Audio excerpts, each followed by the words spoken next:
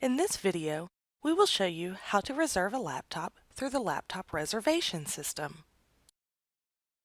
From the library's homepage, you can click on Using the Library.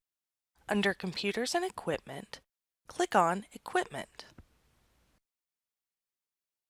From here, click on Equipment Reservation page. You can limit the equipment that you see by clicking on the Location drop-down menu. You can see whether or not equipment is available by clicking on the Availability button.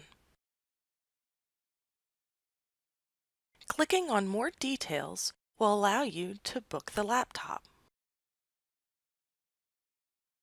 Simply click on any available time slot that you want to pick up the laptop, and the drop-off time will automatically populate to 72 hours later. Click on Add to Cart and Check Out, and review the laptop computer's policy.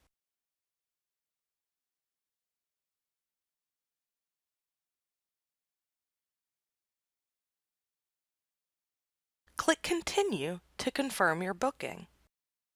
You may be prompted to sign in with your MyBama credentials. Then you can submit your booking and pick up at the pickup time.